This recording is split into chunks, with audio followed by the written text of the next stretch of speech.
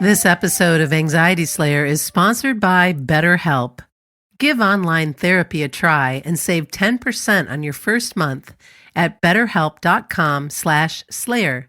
That's BetterHelp, HELP.com/slayer. This week on the Anxiety Slayer podcast, we're discussing how you can learn to respond to information from your nervous system. Hey, Ananga, welcome back. Hey, Shan. When you're overwhelmed or triggered, there's a lot of uncomfortable energy in your body. I call it like this fizzy, jangly nature or feeling. And today we're going to share what you can do to feel better when you're stressed, triggered, upset, or overtired, and how you can make sense of all of that information that's coming in from your nervous system. Yeah. The big challenge when you're living with anxiety is that we tend to respond to everything like it's an alarm or an alert.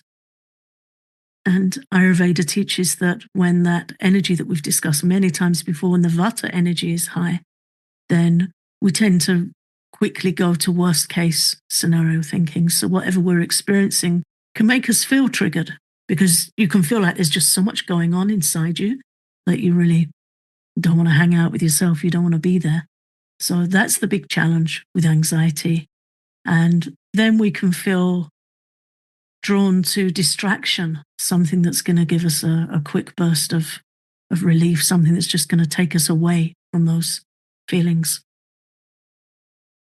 And it's so interesting how there's this need to not be with whatever is going on. Like, oh my gosh, I have to run away from that. That fight or flight, cortisol kicking in.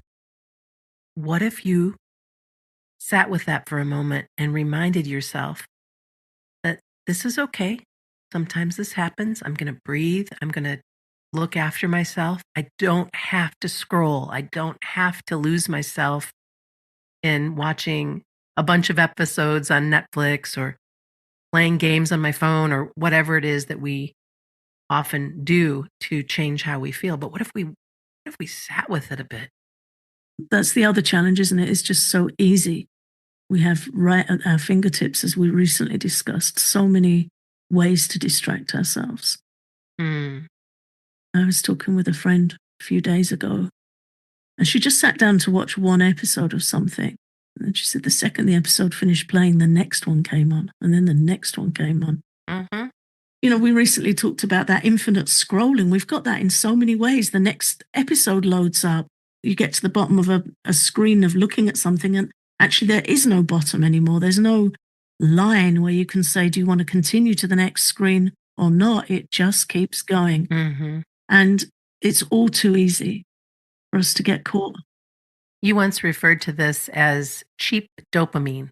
I think that's really clever because that's really what it is, keeping us in this stream of distraction. Yeah, I can't take credit for that. I read it about cheap dopamine. I thought it was really interesting. I feel like you're getting some kind of engagement, some kind of different interest. And then we get that temporary relief. Mm-hmm. And then when we're done with the diversion, we drop right back in the same feelings. Mm. So then we can really get caught in a loop. And those feelings might be worse because we haven't taken good care of ourselves. And we know we've wasted time and energy going nowhere. So we can then become frustrated with ourselves. Yeah. And also, according to Ayurveda, when we're scrolling and we're engaging with media, that's also taxing to our nervous system. So we're really not helping ourselves. It's the easiest thing to do. And I don't think anyone would judge anyone for doing it, but we're not serving ourselves well by going to that very quick fix and that cheap dopamine. Yeah. It's just something more to be aware of. And in a similar scenario and situation, for those of our listeners who receive emails from work, or maybe you have your own business and you have a business email account, I invite you to, if at all possible, not look at your email in the evenings or on the weekends. I've noticed that if I do that and something comes up and a client needs something, or maybe something went sideways with a audio file or whatever the case may be, I'll get this hit of, again, that fight or flight feeling like, oh, I have to take care of this right now. And oh, what could have gone wrong? And blah, blah. And then the next thing I know, I'm in that distraction of falling down the rabbit hole to figure out what happened and to fix it immediately, because that's the only way to get it off my radar. And that I've found is not healthy for me. And so now I do my very, very best not to look at email on the evenings and weekends. And anybody who works with me knows I'm going to respond. And I don't have to respond to everything right now. Yeah. Really, the key to this is slowing down and making boundaries for ourselves and with ourselves, seeing the stress and the sensations from our nervous system as information. We can learn to use the triggers that are coming towards us as cues for healing, slowing down and asking questions instead of being reactive and thinking, oh God, I just don't like how this feels. And we grab our phone or something else. We go to so many things habitually to numb out, to escape, to ask some questions around it. The other day, I saw a communication from somebody and I felt instantly anxious. And so I had to ask myself, what's going on there? And I just sat with it. Then I remembered it reminded me of something uncomfortable. Then I was aware I needed to eat. Okay, that communication reminded you of something, it felt uncomfortable. So I just did some breathing, some stretching, and just let it fade out. But sometimes we take everything at the same kind of anonymous intensity. It just feels intense and we don't know why. But by noticing and asking questions, we really can respond differently and in a more loving way, like you realizing, oh, I need to eat. I need to get some nutrition in my body. And knowing that if you don't have it, you can feel much more stressed without that nourishment. Yeah, I can feel ungrounded. And also noticing that the thing I'd seen had reminded me of something uncomfortable. So instead of just letting it lodge in me as discomfort, to say, okay, I understand why you feel like that and, why that provoked that response. But in the here and now, it's not personally relevant. And this dovetails beautifully into the importance of the acts of self-care that we can choose and the high quality dopamine that we can invite into our experience versus that cheap dopamine. We replace it, whether it's painting or sculpting or drawing or writing or singing or dancing, whatever these pieces are for you, because we all have different interests and different ways that we look after ourselves. How else can we bring more self compassion into our lives when our nervous system is banging on the door trying to get our attention? I think it's slowing down, setting an intention that that's what we're going to do, that we're going to turn to ourselves with compassion. And I think hand in hand with that goes self-respect, that we respect our experience. As Edith Eger says, the only relationship we're going to have for a lifetime is our relationship with ourselves. We wake up with ourselves, we go to sleep with ourselves, we go to work with ourselves. We're doing everything with ourselves. And if we can't find some peace and self-respect inside, and we need honesty too. Mm-hmm. We know when we're trying to hoodwink ourselves, and that also is something for us to consider, but it's very personal. And self-respect is important because we know what we're carrying, we know what's affecting us, we know how we feel and what we're dealing with on a day-to-day basis. So I think it's really important to set that intention that this doesn't feel comfortable. I'm not feeling any better for reacting or feeling triggered by my own thoughts, my own sensations in my nervous system. Where can I go for help? What feels like the appropriate help for me? Do I need to talk to a professional? Do I need to look up some information? And there's so many exercises we can learn to follow. But I think it begins with slowing down, turning to ourselves with compassion and self-respect.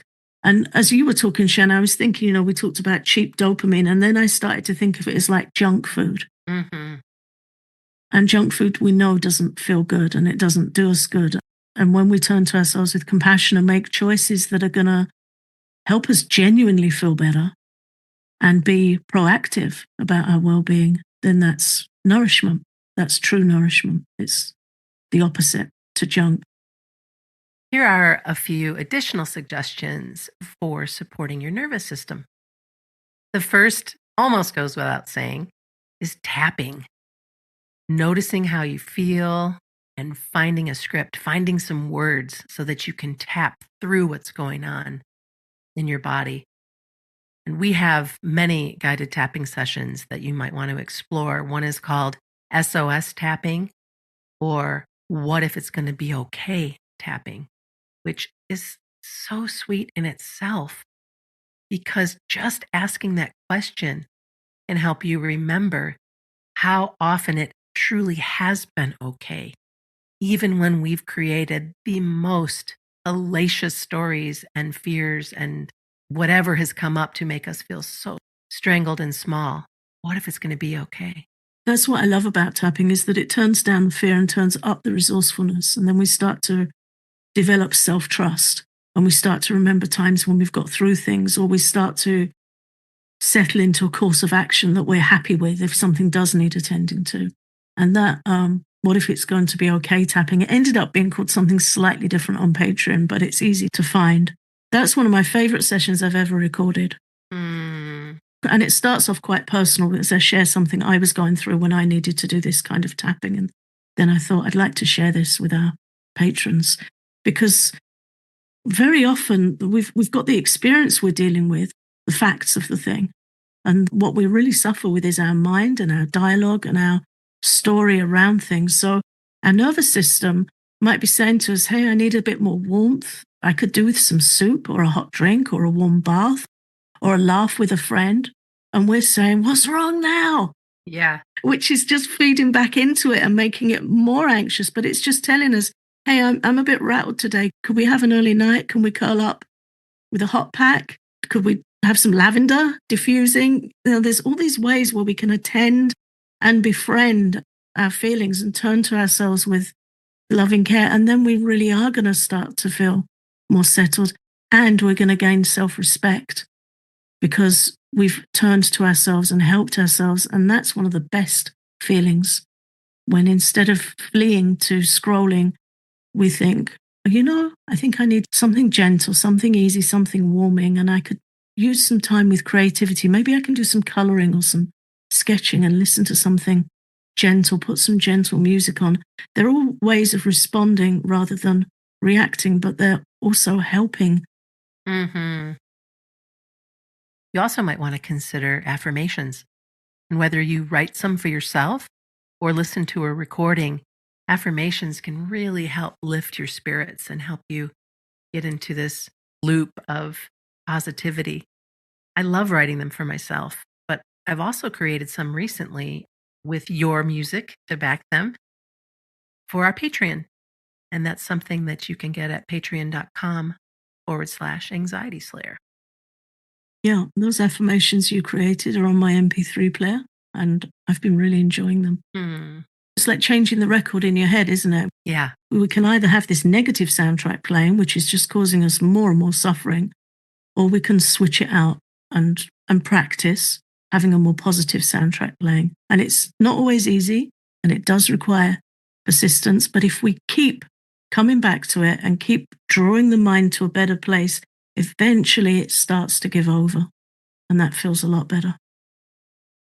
And then, of course, we've talked about this already today and in many, many episodes, but moving your body is one of the best ways that you can respond to information from your nervous system. And that can be as simple as going for a short walk just to release the stress hormones that you have in your body.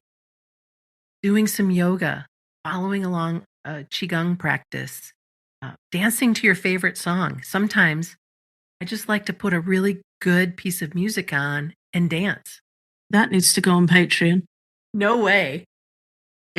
I was a part of this wonderful Woman Unleashed event where different teachers and practitioners come together and do these free bits for you, free calls and conversations. And one of the women that came forward did this free flow dancing thing. And, she was just so bold and so courageous in the way she was shaking it out. And she picked this really awesome song that I had never heard before by Megan Trainor. And it was just so empowering. And I just danced and I cracked up. And then I was like pretending that I knew how to do ballet. And I was not like leaping through the air by any stretch of the imagination. But I had so much fun. And when I was done, it was I was just so grateful that I allowed myself to be playful and to just laugh and move. And I felt great. You want to talk about discharging stress hormones.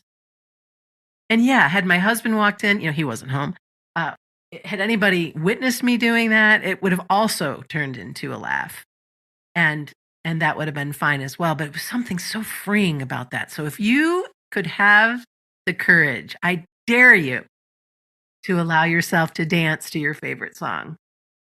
Anything's better than feeling tied up in knots. It sure is. It's whatever we need to do to just flip out to a better mind state. And there's lots of tricks we can employ, and dancing is definitely really helpful. This form of Qigong where you bounce on your heels and shake out nervous energy, I find really helpful. I do that every morning and every night.